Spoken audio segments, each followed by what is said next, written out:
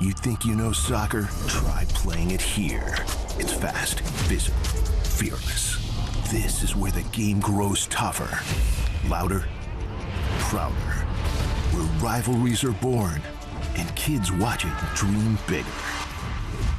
This league wasn't borrowed, it was built. For them, for what comes next. The Canadian Premier League. Canada's league. Canada's game.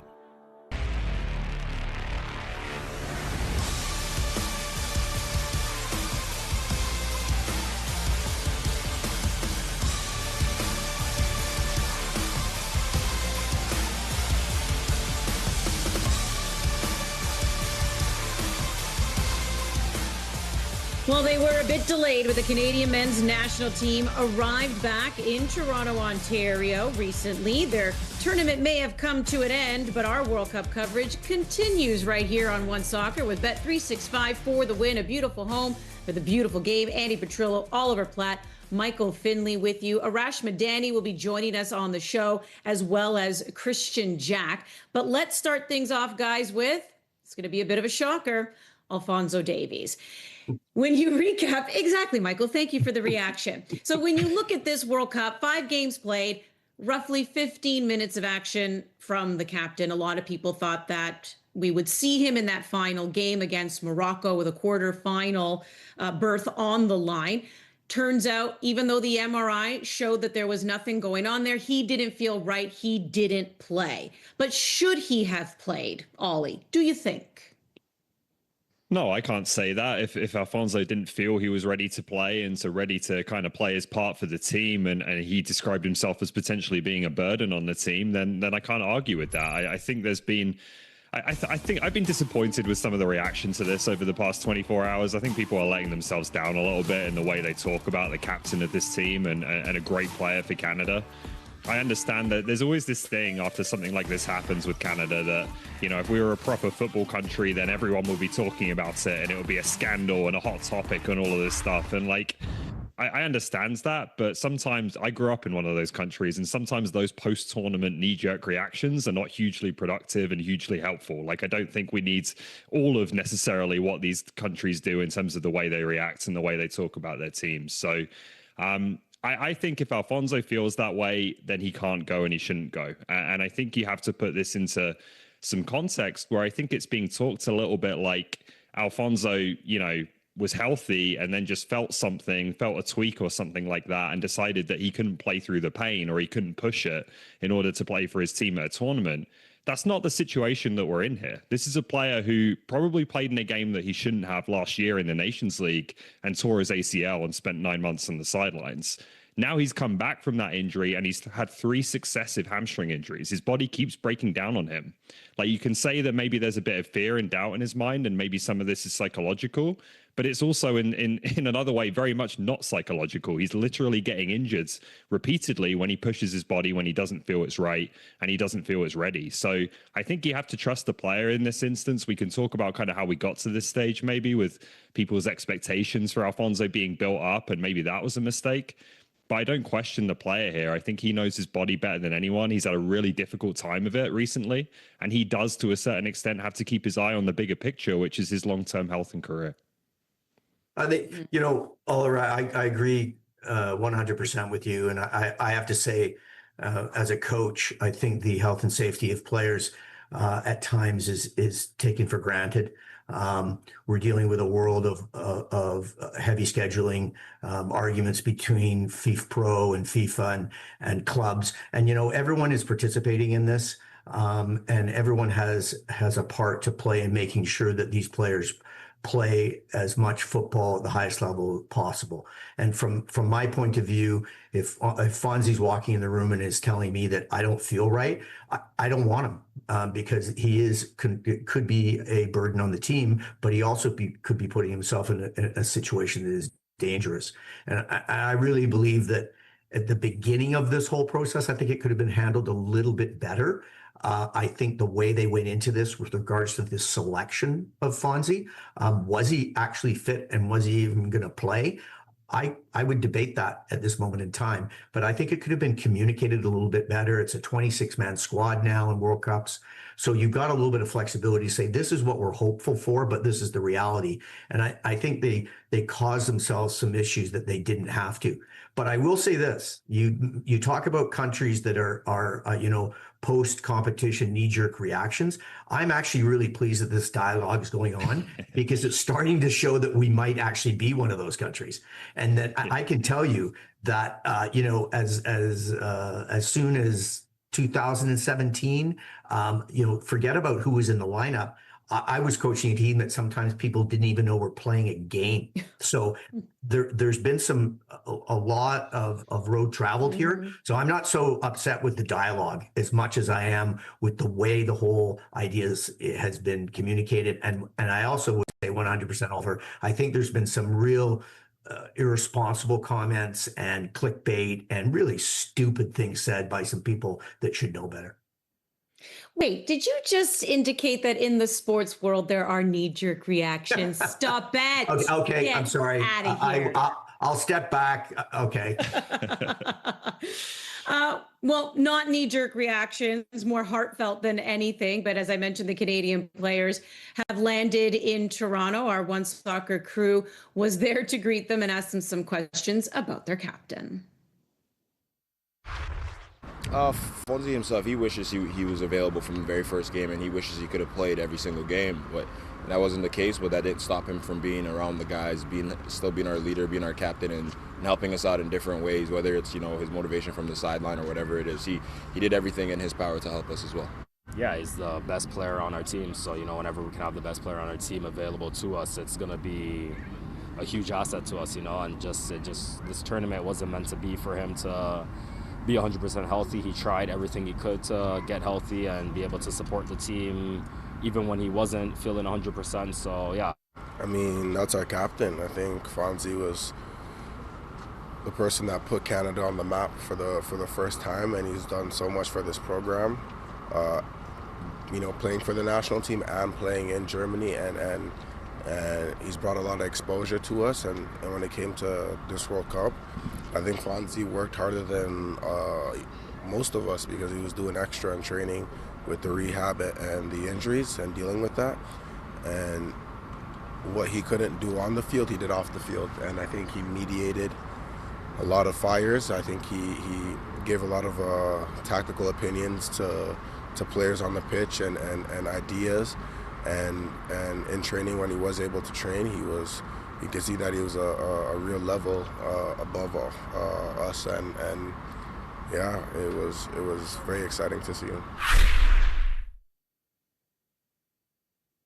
So a lot of love there from his teammates. And Michael, I want to continue with your theme here as well, maybe perhaps with some knee-jerk reactions, because, and I get that context matters, don't get me wrong. But, back at the Nations League, Ollie, when you had alluded to that injury, it was this third place match. We found out afterwards that he did say he wasn't feeling 100%. We find out either way, he's played. And then we know about the ACL injury. Now, that's why I say context matters. This is a knockout game at the World Cup. He says he's not feeling 100%. He doesn't play. The fans are on him. So they were on his side, Nations League, some of them not on his side this time around. Do you think fans have a right to feel frustrated? Yeah, oh, absolutely. I mean, look, at the end of the day, professional football and international football is about the fans. They're the ones that are paying the freight, and along with the supporting entities of sponsorship and broadcast, and they're frustrated because they saw an opportunity. They saw a team that had displayed some excellent potential and was on a pathway. And I think everybody gets excited about that, which we want them to.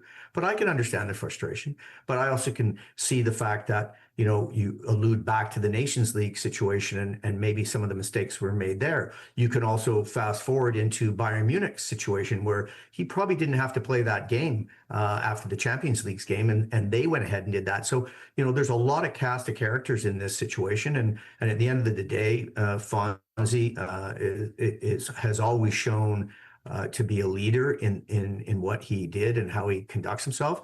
But he also has to look after himself and know that he has a career ahead of him. And let's be honest, Bayern's signing left fullbacks. What does that tell you? Are we concerned about his longevity? He's got to be thinking about that too. So he's got a lot on his mind, and yes, you're paid a lot of money to be a professional athlete, so you've got to expect that. But as Oliver said, I don't hold anything against him in terms of making that call because he thought it was the best thing for himself and the team. But I like the fans' demands, just like they're going to have the same demands on Jesse with regards to some of the decisions he made around this subject and other subjects. Yeah, that's healthy. I think to see the fans having that level of engagement, I've got no problem with that. I think what's maybe elevated that frustration is something we've already touched on, which is just the way this was kind of communicated throughout the tournament. I don't think that this is necessarily generating the backlash that it now is. If we hadn't said, well, he's available, and then come out and said, no, actually, he was never available, and we were using him as a decoy. That for me was a mistake in terms of communication that kind of muddied the waters, that confused people. I'm very skeptical. I'm not a coach. Michael can say better than me, but I'm very skeptical that there's real benefit to Switzerland thinking that maybe Alphonso could play 15 minutes. I think they're going to be prepared either way. And yeah, I think that has kind of added to, false expectations that maybe fans had or have, and now they feel disappointed that those weren't met in terms of the number of minutes that Alphonso was available to play, when in reality, I think he was probably always fighting to play any part in this tournament, as eventually proved to be the case. I think it's the responsibility of the coach and the coaching staff and the communications officer to reduce the noise. And as you see by this internet graffiti that's out there about a lot of these things, I think they could have, in a little bit of hindsight, but I think they could have made some better decisions, as you say, Oliver. And I think at the end of the day, trying to be cute in these scenarios generally does not benefit you, and it shouldn't be your role. You should have a communications plan, how it's going to roll out, so everyone can focus on the subject at hand, which is the game. And it might sound a little romantic there, but it's true, because look at what we're talking about now. Well, and communication is key. You're right. Do as much as possible to silence the noise. And even before the World Cup began, we've alluded to this before, Alphonso Davies appearing on Sid Seixeiro's podcast and basically saying as much, that we weren't going to see him in that first game, and then probably not even in the group stage. Canada Soccer called Sid Seixeiro and had that interview removed. And then after the loss yesterday, maybe this is just based on that interview that we didn't see, the whole thing of, because it was pulled pretty quickly. Sid then said, I don't think things are good between him, meaning Fonzie, and Marsh. I have to be honest with you. So it kind of got me thinking, and I went, okay, Jesse Marsh was willing to lie about Alphonso Davies when it benefited the team, the program, when he used him as a decoy. We all know that when a fan base thinks a player, and in particular your leader and a star player, if they have any kind of feeling that you quit on them, they're going to come at you, right? They're not going to like it whatsoever. So when Jesse Marsh came out and said MRI was clear, no problems, showed nothing, it was Alphonso who came to me and just said he wasn't feeling right, so we said, okay, we're not going to play him.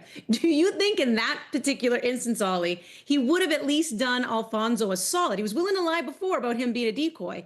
Do you think he could have done Alphonso a solid and maybe just fibbed a little bit here and said, hey, you know what, people? He tweaked something so he couldn't go. Yeah, I understand this interpretation of those comments, because it previously maybe seemed like Marsh was covering for Davies a bit more. And now he's saying, like you said, that the MRI was clear and kind of suggesting that he was healthy to play. And it was something maybe more mental for Alphonso.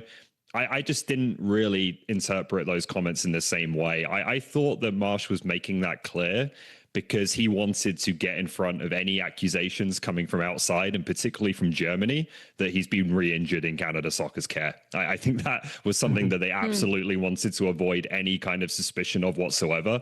And so he wanted to make that clear, that their kind of handling of his continued recovery and rehab had been beyond reproach. He did say other things like it killed Alphonso more than anyone that he couldn't play, right? Like there were other comments in there that to me was still a coach kind of sticking up for his player and wanting to make clear that, this was something that Davies wore quite heavily and wasn't a decision that he took lightly not to play. So I when I heard that, I felt a little bit differently, but I can kind of understand why people maybe think that, Marsh is taking a little bit of a different line than he did earlier in the tournament.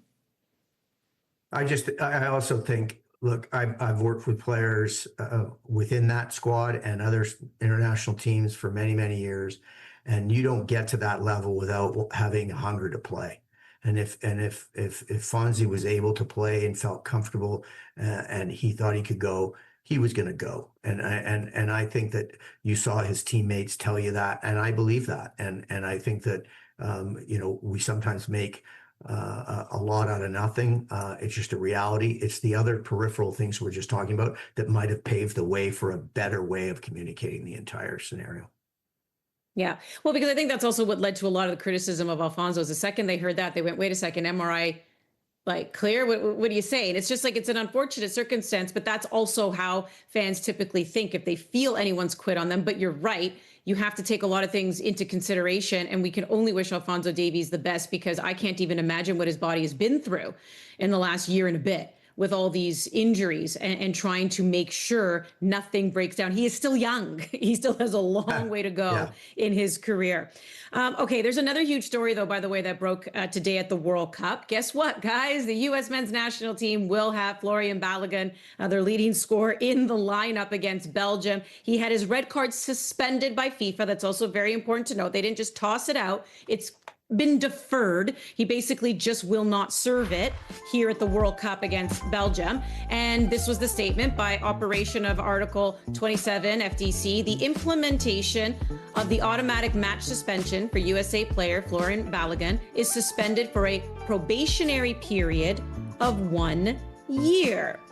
Why do you think that is the case here, Ollie? Which, by the way, President Donald Trump thanking FIFA on Twitter, but then quickly also saying, no interference. We didn't call him. This was all FIFA. There you go. Thank you to FIFA for doing what was right and reversing a great injustice.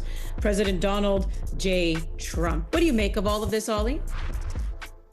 Yeah, this is the Ronaldo rule, I guess we can say, it being reactivated, because he was going to miss the first couple of games of the tournament until they suspended that suspension as well.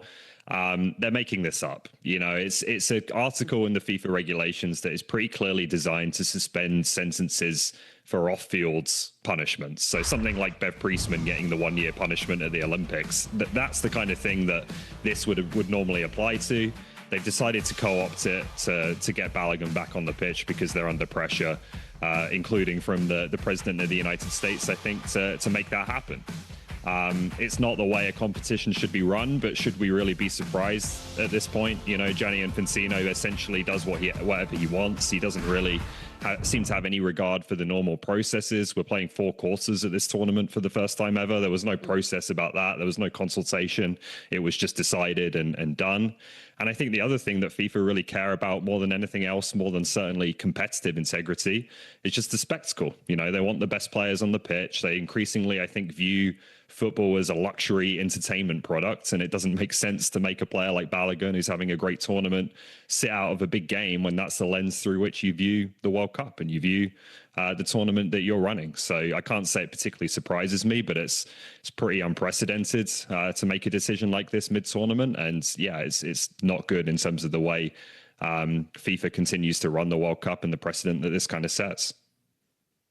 I think that first, one of the things I wanted to say is I read something earlier, and I just think it's important for people to appreciate that, this article was in existence. This was not just created during this World Cup. So I think it's really important people go out, do their research, get a good idea exactly how the discipline code works, what are the statutes around that and each of the articles. But speaking from a coach's point of view, I can understand Mauricio Pochettino's euphoria about it just righting a wrong. And I understand Garcia's position of saying that now I have to deal with a weapon that I didn't have to deal with before. So now I've been wrong done. For me, someone who really, really feels the most disappointed about it is that it's taking away from this event This is an extremely entertaining World Cup, bar a couple of games, and it is hitting it out of the park with the competition and the stars showing up. And for it to be derailed by something like this, that really disappoints me. And the other thing is, I will go back to the fact that this comes to this whole idea of on-field refereeing and the VAR situation where there's still some work to be done, and full disclosure, I didn't think it was a red card. I thought it was a function of play.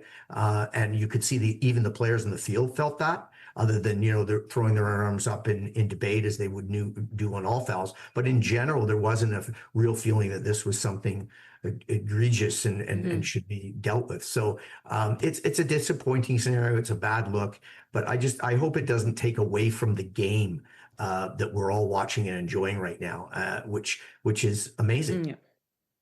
Yeah, and USA is never going to say we don't want the player. Balogun's never going to say I'm not going to play. He is, but unfortunately now they might be at the end of some negative attention. And I'll just say this, take you back November 2025, Ronaldo had his suspension deferred 5 days after visiting the White House.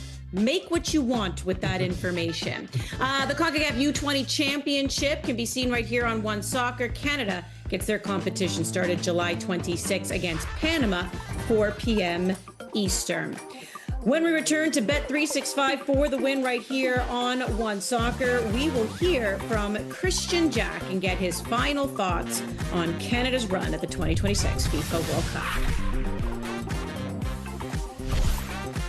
For the Win on One Soccer is presented by Bet365. The game isn't over yet, but Gary just got paid with Bet365's early payout when his team went up 2 goals. Now, Gary can't stop celebrating. And honestly, we're not even sure he knows how. Or forever hold it.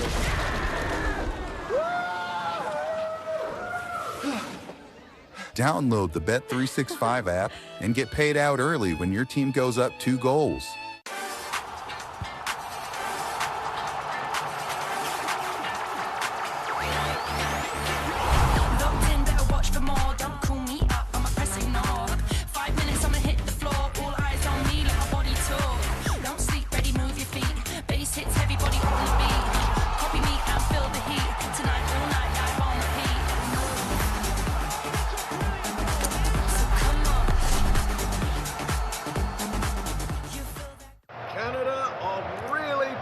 Here.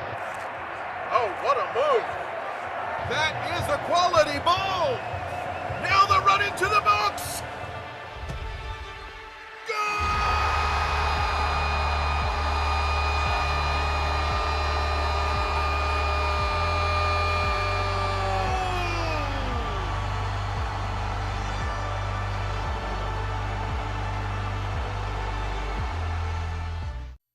We were there for your first game together. The day you taught him the rules and the answer for every question. We've been there for the good times and a few moments we don't talk about. And now? Who won the most Canadian Classics? It's a passion you can share. And we're just happy we could be there. 20 years, and we're still growing. Together.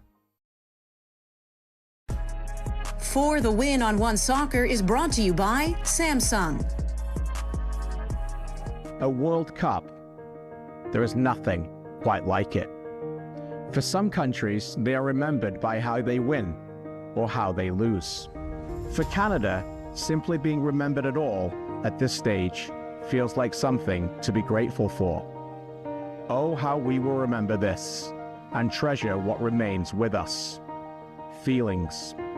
Because you never forget how someone makes you feel.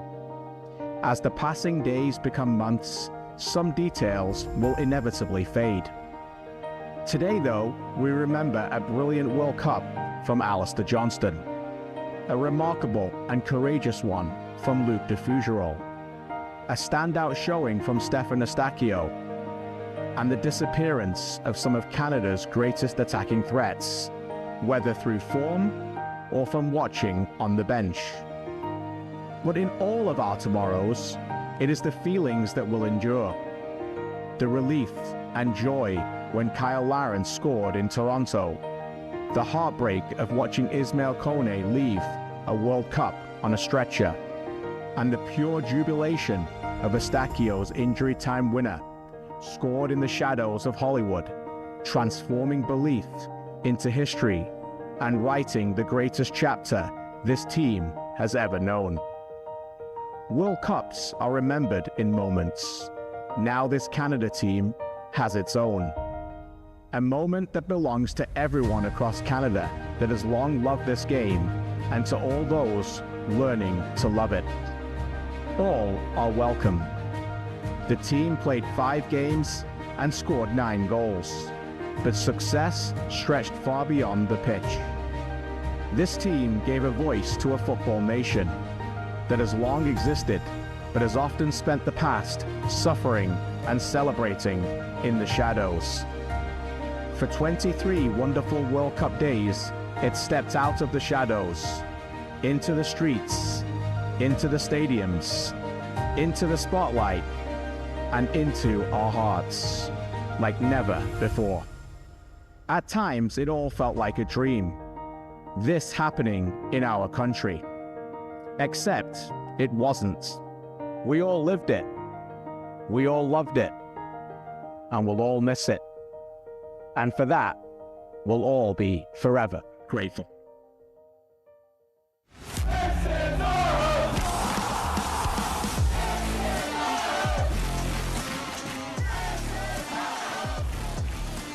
This is Our House, presented by Samsung. Andy, Ollie, Michael still with you here. That was Christian Jack reflecting on the World Cup journey. So let's discuss a little bit more about that, because there are a couple of sentiments here, right, Michael? There's a little bit of this was a big success getting to the round of 16, but there's also a little bit of it was a missed opportunity given they were a seeded team, the teams they played, the path that they were on. How are you feeling about it? I'm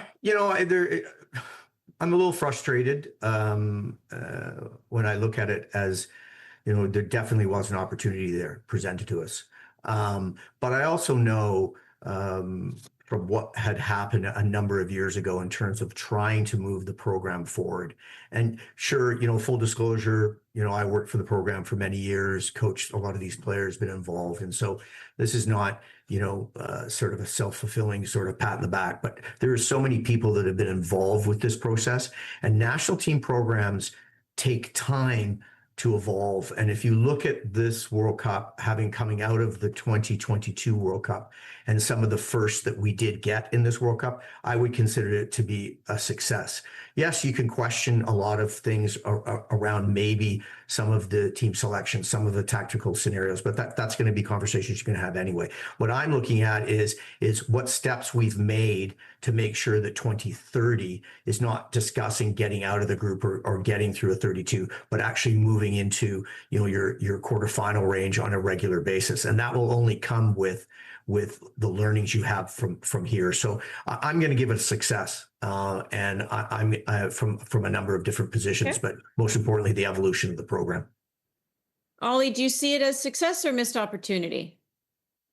I think it's a success. Like we can get into, analysis of the tournament and how Canada played. And I understand the sentiment that it felt like something was there in that first half against Morocco where maybe we could have had more.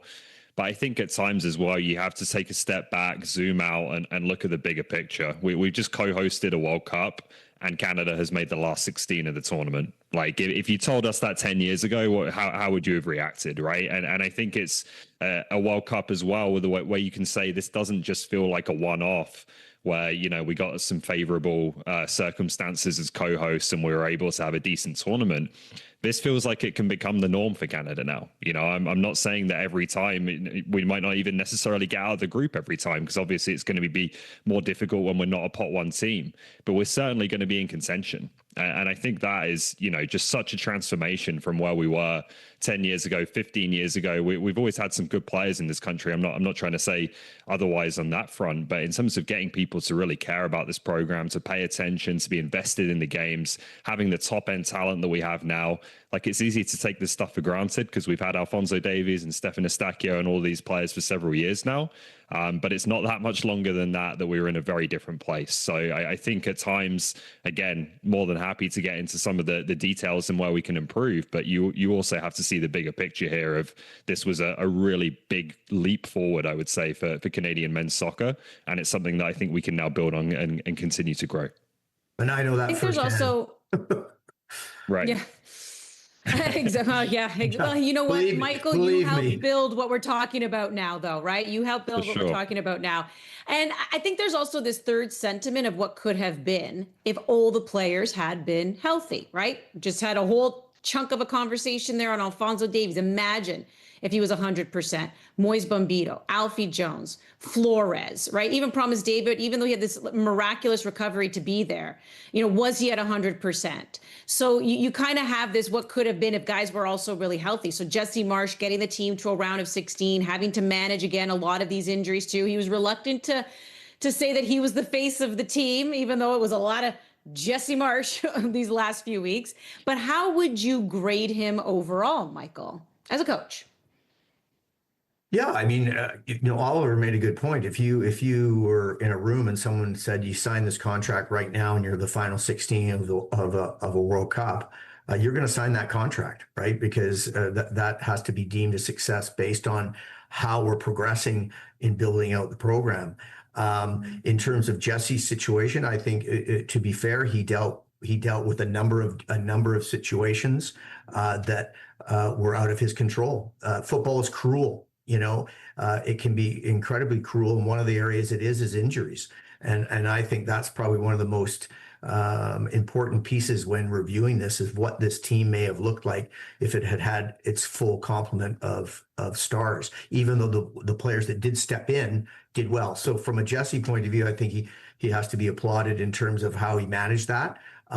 The questions in terms of what he was doing with regards to his tactical choices from a team point of view, that's kind of another debate. But I think you have to look at it and say that he's done what he was paid to do, and that was to put them in knockout phases in this tournament. Because if he hadn't done that, it would have been an out-and-out failure. So what's your grade? I'd give him A, B, C plus, D. What do you do? I'd probably give him a solid C plus. Solid C plus. Okay. All right. Ollie, Professor Oliver Platt, what is your grade? I'll give him a B, I think. The injuries are an important part of the context here. Like there was some big players missing for Canada at this tournament. I've spoken about this before, but that's where I really give Jesse Marsch credit for the way he handled this. Was I think that you have to attribute to him, I think, the way he's invested in Luc de Fougereau, the way he's invested in Nico Siga. He's had those players in for a couple of years. They haven't always played a ton, but I think that's now paid off in terms of some of the depth that he's been able to build in the squads. And then also from just kind of a personality, a mentality point of view, Jesse is relentlessly positive, right? And I know that can rub people up the wrong way sometimes, and some people think it can be a bit performative. But I think here it was important because it would have been easy, I think, before this tournament when you're missing so many key players for doubts to creep in and for maybe the train to come off the tracks a little bit before it even started. And I don't think he allowed that to happen. I think he kept this group pretty locked in trying to accomplish what they'd obviously set out to accomplish, thinking that they would have a full strength group. So that I think is the really positive side. That's why I give him a pretty good grade, I think. The other side of it, I do hope coming out of this tournament that he takes a real honest look about how this team can get better and how it can move forwards. Because I think when he's questioned about that sometimes, you've heard it when people say, what's his plan B? And do they have different ways to play and that kind of thing? He can get quite defensive in press conferences when he's asked about that kind of stuff. Even after the Morocco game, I think he was asked about how Canada kind of takes that next step towards winning these types of big games. And immediately, again, the guard kind of went up a little bit and he said, well, we've already had big wins at the Copa America and so on. And, I think that's kind of questionable. The only team that they beat there was Peru. So Canada's still waiting to take that next step. And I think in order to do that, they have to get better with the ball. And I know Jesse is a Red Bull coach. He's very focused on how they play without the ball. But I think at a certain point, when all of your kind of emphasis is on that in terms of team selection, in terms of what you're paying attention to in training, in terms of how you're game planning for different opponents, maybe we shouldn't be hugely surprised that what they do with the ball looks like it's a little bit lacking in comparison. And as much as I think, can Jonathan David be better? Can Tajon Buchanan be better? Absolutely. He's got to help them get there a little bit as well. So I hope that he can kind of, you know, like I say, let that guard down from it feeling like criticism and take a really honest look about how do we take the next step? How do we get better? And I think it's maybe just being, you know, thinking about different sides of the game rather than the one he is always very kind of tuned into and puts a heavy emphasis on, I think. And that, well, speaking of legacy, then Ollie, sorry, Michael. Speaking of legacy, then will this world? What do you think the legacy of the World Cup will leave in Canada?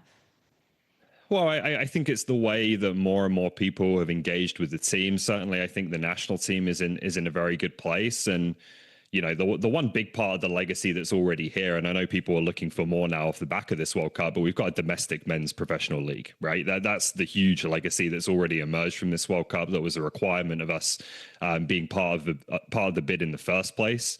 And we're in a bit of an uncertain time right now in terms of club soccer in Canada, in terms of what's going on with the MLS clubs. There's a lot of uncertainty about the future. And I think it's more important than ever now that we really focus on what we can do in our own house, what we can control. MLS has been great for Canadian soccer. I'm not trying to dispute that, but we're never going to have autonomy over that. We're never going to have control over that. It's an American league. We've got to focus on what's in our own backyard and continue to grow that. So I hope the CPL, you know, which has had its few years now to kind of put down its roots, establish its clubs, develop some players. We've sent some players to Europe, to the national team. I hope they see this World Cup as a real kind of spark and inspiration, not to, you know, think job done, but to really push down on the accelerator now and take it to the next level. And if we can do that, I think we can have a really healthy club and country environment that feed into each other and really continue to go from strength to strength here. This was, I said this prior to even, you know, the World Cup starting even a couple of years ago. The Canadian Premier League, and now you've got the Northern Super League. These are the most important projects in Canadian football history. And you've heard people say that this circus is leaving town. Okay, it's left Toronto. You saw how quickly that they tore down around BMO. It's going to happen after the game on Tuesday here in Vancouver. The Canadian Premier League and the infrastructure around this, specifically around consumerism, around resourcing, both financial and human around the game. This is the elements that we need, because without a foundational domestic-based league that players can emulate out of, such as the Joel Watermans of the world, even though he didn't play a large role in the World Cup. That is a player, an example of a player that has had a journey through every level of play within this country, and which then gives other players the opportunity to stand there and go, wait a minute, he stood on this pitch and he went there. I don't necessarily at this moment in time need to go overseas somewhere where I'm going to not necessarily playing in the top 5 leagues, but I actually can do it domestically, because we need that emulation, right? We need that momentum coming, and we need people to understand how important this is. And that comes from broadcast, it comes from media, it comes from sponsorship, and it comes from the people that are investing in the game. And from my position here, Canada Soccer's most important step next is about how they distribute funds that are going to come out of this World Cup, because they have to start to look at what is very important to the Canadian football fan, and that is domestic professional leagues. Okay, we are over grassrooted, if you want me to put that. I can say that 100%. If we're doing something really well, it's in grassroots football. What we're not doing very well is establishing that transition to professional football that can create an ongoing pathway and delivery system to our domestic game and onwards, because we're all development leagues. So this is the project, everybody, and we need to get behind that. It's well put. How many players have we heard say, like, you play at a youth level and then it's like the bridge has collapsed somewhere. How do you get to the other side? They don't know where to go. And now that's what we're doing, bridging the gap. And how about this? You can also support by supporting the National Championship Tournament. TELUS Canadian Championship. We're in the quarterfinal stage.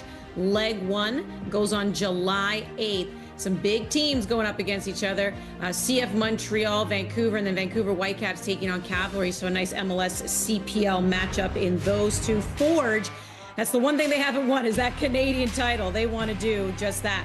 Michael Finley, we say goodbye to you. Always appreciate your insight. Joining me next on Bet365 for the win, Arash Madani. Stay with us.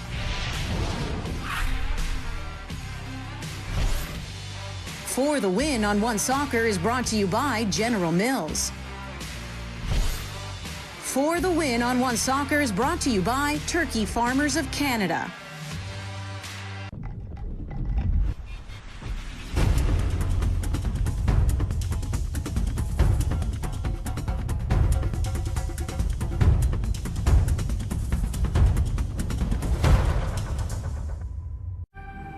In Canada, our future stars don't simply show up on the world stage. They are built from the ground up, right here in the heart of our communities. Oh, lovely through ball there, Isaiah Johnson! Goal for Halifax! From a childhood dream to the national team. Jacob Shuffle, good! Yes! He's done it! Canada, on top of the footballing world! We are Canada, driven by Volkswagen. And for Canada, BMO. After 20 years of supporting the game, we're actually going to play in one. Let's go! So what do you need? Precision striker, rock solid left back? We need a coin. For the coin toss? Oh, yeah, sure. I mean, I get it. Can I at least flip it? Heads or tails? I'll do that. We're on TV right now. Yeah. Hey neighbor, meet Walmart Plus, the new membership that does delivery differently. I'm talking unlimited free same-day delivery, free shipping, and no order minimum. And it comes with a Crave subscription too. Yeah, it's like a 2-for-1. Try it free for 30 days. Walmart Plus.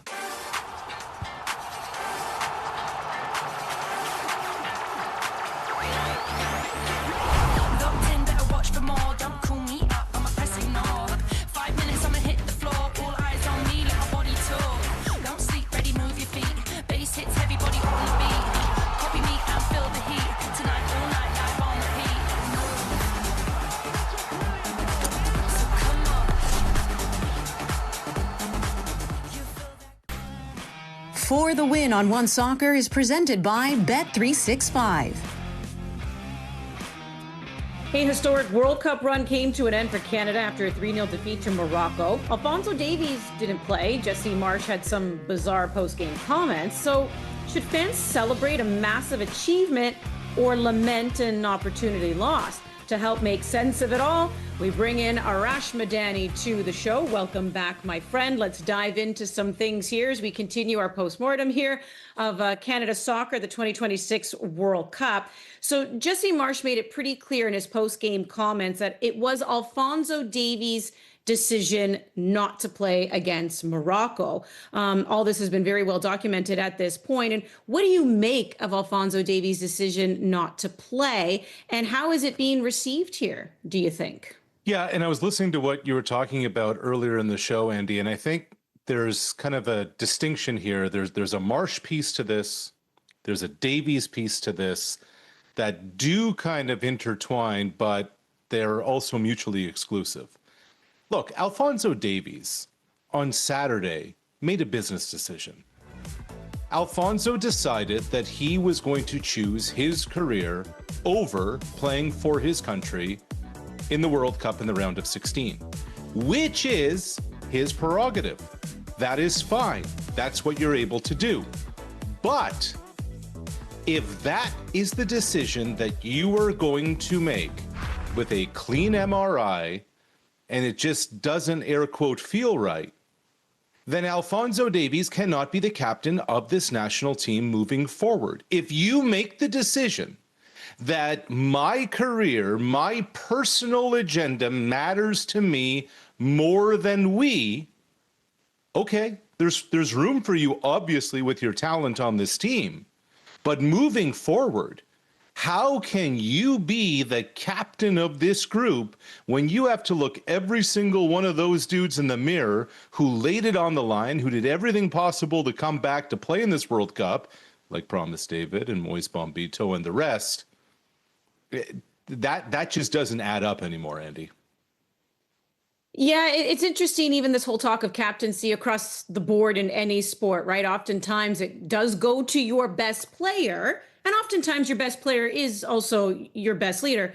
Not all the time, right? So it does beg the question sometimes too, right? Like your best leader may not be your best player. So what do you do there when it comes to captaincy? What do you make of Jesse Marsh's relationship with the media and how he was really trying to control, the narrative throughout this entire process? There just seemed to be an obsession with it. And it started even before the World Cup even began. Remember, Alphonso Davies went on the Sid Seixeiro show and said, I won't be able to play in the first game. And then all of a sudden, all hell broke loose, and Canada Soccer's getting in touch with that program. And in the end, they take down the clip. There was this idea that we need to make sure whatever our agenda is what everybody else is hearing and listening to. Obviously, the decoy thing became ridiculous, but it really culminated, Andy, on Saturday, didn't it? To come out and say we were the better team, absurd. To then say, I'd rather be us right now than them, talking about Morocco advancing into the quarterfinal. Like the toothpaste is so out of the tube on all of this to make sure that whatever I say goes and I'm the judge, jury, executioner in all of this. Look, I think it became abundantly clear from the beginning that there was friction with Jesse Marsh and some of the players. Look at Kyle Larin. He was upset that he didn't start that first game against Bosnia. The whole thing with Davies has been muddy, messy through this entire tournament and in the lead up to it. And because of that, perhaps, that's among the reasons why Marsh has wanted to lead this narrative. It just has not added up. And this is where I also look probably at Canada Soccer as a whole a little bit, and maybe where from a PR perspective, things just need to be elevated a bit more, because I think you and I can agree, you'll never begrudge a team, an association for wanting to be aligned and get the messaging out that is across the board, everyone's on board with it. But that's actually where the problem lies. To your point about even Alphonso Davies going on a podcast before the World Cup began, clearly Canada Soccer didn't know about that, didn't like that messaging there. Then there's other things coming out about, disgruntled players throughout the World Cup too. And as much as they tried to control it, it just wasn't done properly. And then Jesse Marsh coming out and saying some things. So never begrudge an association for wanting to control certain things where everyone's on board and aligned. It just didn't seem to really be the case. I don't know if Canada Soccer really is driving this, or if this is Jesse Marsh. Like, honestly, Andy, when you think about where things are right now... So Canada Soccer needs a little bit more control then, I guess. Does it not feel to you like Jesse Marsh, I don't know if the right term is the most powerful person in the organization, but almost wields the most control at Canada Soccer right now? If Jesse Marsh asks Kevin Blue or tells Kevin Blue anything, where's the pushback? That to me is an intriguing piece as this new quadrennial begins as to how all of this will unfold with Marsh and the entire organization. Yeah, and I would just say, you got to just look at the most recent history there. That is what they gave John Herdman, right? Was a lot of power. You have to be careful with that a little bit. But you know what? And as much as we say this, because we are in the weeds, we are in the nitty gritty, we get it. But if we too can just step back a little bit and just look at this World Cup as a whole, how would you put into context what Canada has accomplished here? I would probably say, think about when you're filling out, some kind of survey. I would say met expectations. They didn't exceed, They weren't below. What did they do? They faced along the way here 3 teams that they have a higher FIFA ranking with, and they faced 2 teams that exceed them in the FIFA rankings. They beat Qatar, which they were supposed to do. They beat South Africa, which they were supposed to do. They drew Bosnia. They should have beat them, again, according to FIFA rankings. And then Switzerland dominated them for 80 of the 90 minutes, and Morocco dominated them for the majority of the second half. So, you know, you beat the teams you were supposed to. You drew a team that you were probably supposed to beat, and you lost to the 2 teams that are above you in the rankings. So yes, it was a great run. A lot was achieved. History was made. All of those things are true, but there was nothing overly impressive of the entire thing. You know, it was as you would expect on paper this thing to unfold. Well, whatever momentum was gained, this is where we look ahead and we really hope that they harness it in a way where we are talking about exceeding expectations Totally. In future tournaments. Arash, always a pleasure. Thanks, Andy.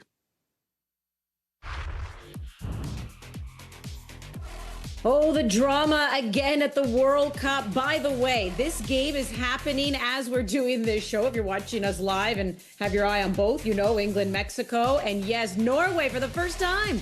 Moving on to the quarterfinals.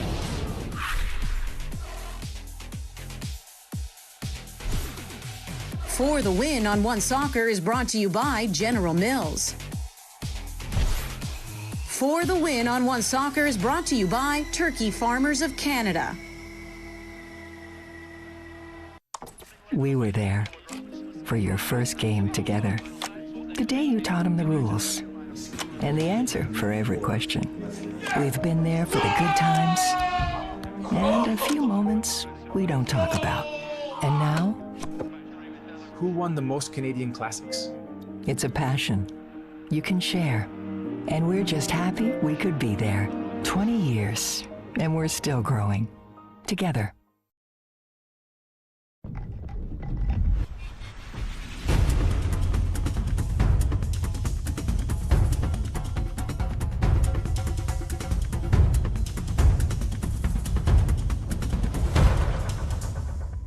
Hey neighbor, meet Walmart Plus, the new membership that does delivery differently. I'm talking unlimited free same-day delivery, free shipping, and no order minimum. And it comes with a Crave subscription too. Yeah, it's like a 2-for-1. Try it free for 30 days. Walmart Plus. Canada are really pressing here. Oh, what a move. That is a quality ball. Now the run into the box.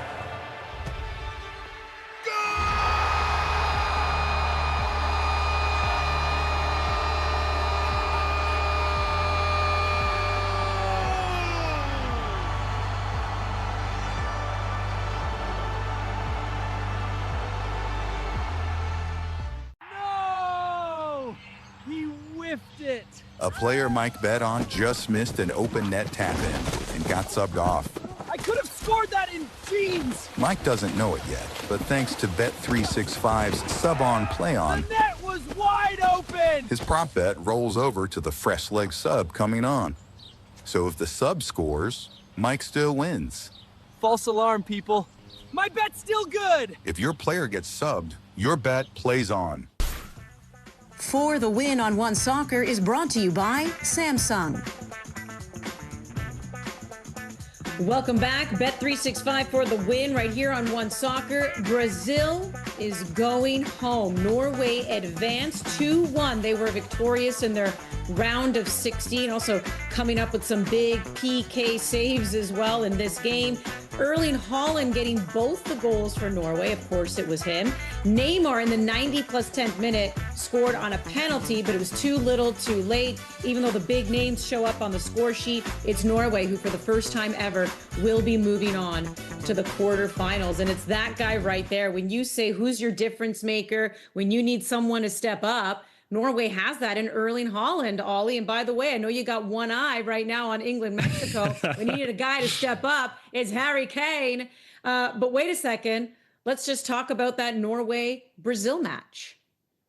Yeah, Haaland was brilliant. Two brilliant goals. And, you know, it's been one of the themes of the World Cup. You can see him with Messi and Mbappe at the top of the top scorers rankings. Like the big players have all stepped up and been pretty excellent. So Haaland leading Norway. Look, obviously a big story that Brazil are out this early. It's not a great Brazil team. It just isn't. I think they're a bit caught between generations, maybe. I'm sure there'll be a big inquest now in Brazil as to the direction of their national team and football in general. I thought Carlo Ancelotti was always going to have to manage this group through this tournament quite carefully. I didn't think that they would have enough to go all the way, to be honest, you know, seeing them from the early games of the tournament. And I think today, I thought his approach actually made a degree of sense. Like they kind of gave up possession. You're not used to seeing Brazil play on the back foot that much. But I think they had to take away the transitional threat of Haaland. And for an hour or so, it pretty much worked. All that was missing from Brazil was to finish off their chances, right? They missed the penalty. Endrick has a one-on-one, which he gets completely wrong. The Norwegian goalkeeper, Nyland, was very good as well. Give credit to him. Makes an amazing save to prevent a really bizarre own goal as well. So up until that point, I felt like maybe the strategy was working out, except for the fact that they hadn't capitalized. But then the last half hour was just a mess from Brazil's point of view, and the subs really didn't work. There was always at some point going to be the gamble on Neymar, bringing him on, seeing if he could make a difference. That backfired. I thought it was all a bit ridiculous, to be honest. You know, Neymar talking to the goalkeeper after he'd scored that penalty when he's about to go out of the World Cup, and then he's in tears minutes later because they have done. It was all a bit bizarre. So not a vintage Brazil side by any means, but Norway continue on, and they look like a real match for anyone. So I too am keeping an eye on this match because the winner between England and Mexico goes on to face Norway, by the way, on Saturday. Right now, England holding on 3-2. Mexico's a tough side. England is also down to 10 men. If they pull this off, how do you like their chances in this World Cup? This would be a big one. Like how much it takes out of them playing with 10 men for a lot of this second half, I'm not sure. But psychologically, this would be just such a, you know, we went to Mexico City, played in the altitudes, beat a team that's been on fire. It's the kind of thing that can really, I think, spur you on for the rest of the tournament. But we've got a few minutes to go. So if you're tuning into this show and you're not a fan of mine, which I'm sure there are plenty of people watching who aren't, then this is going to be an enjoyable one for you. Well, let's take a look at this bracket. Sorry, we're all distracted here right now. But as mentioned, this is how me squirm this is here. how Put the bracket go up right now. Let's put the bracket up so we don't look at your twitchy eyes right now, Ollie. We'll let you just stare at the screen a little bit there. So yes, there you go. They've moved on to the quarterfinal. Norway, England. They are in added time. 11 minutes have been added on. Can they hold on? We've got some big games tomorrow, though. Let's actually look at one of your Tellus players to watch.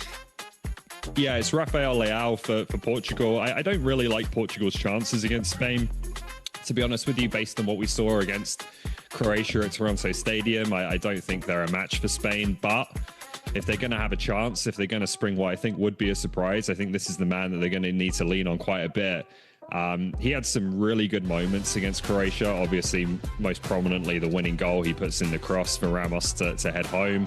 He was very bright early in the game as well, but he really can go either way. Like there was a point in this game where he didn't really track back and help his fullback in a moment that led to Croatia's goal in the second half.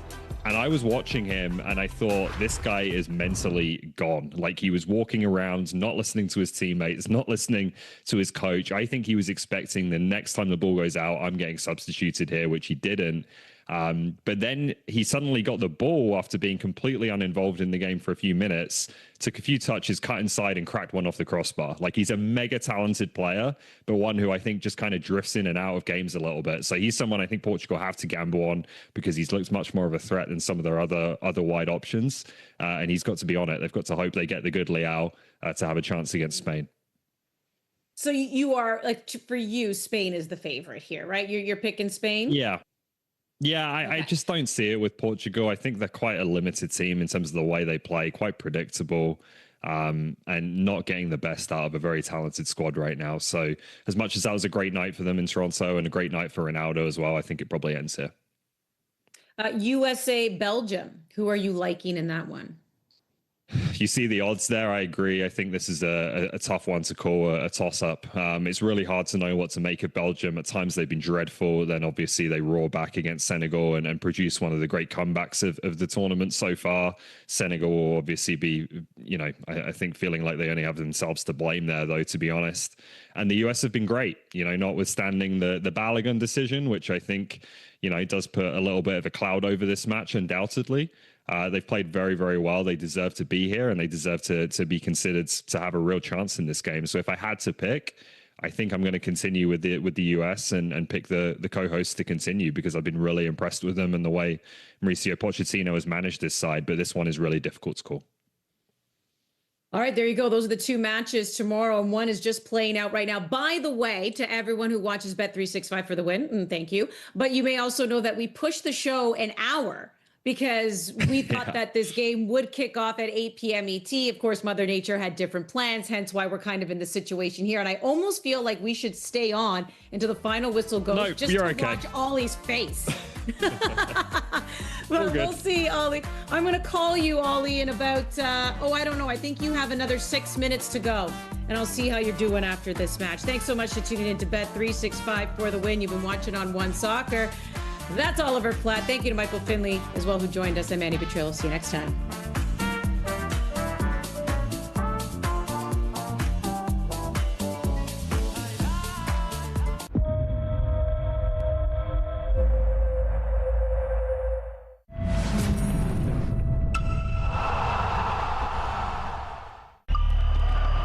You think you know soccer? Try playing it here. It's relentless, resilient, unapologetic, fast, physical, fearless.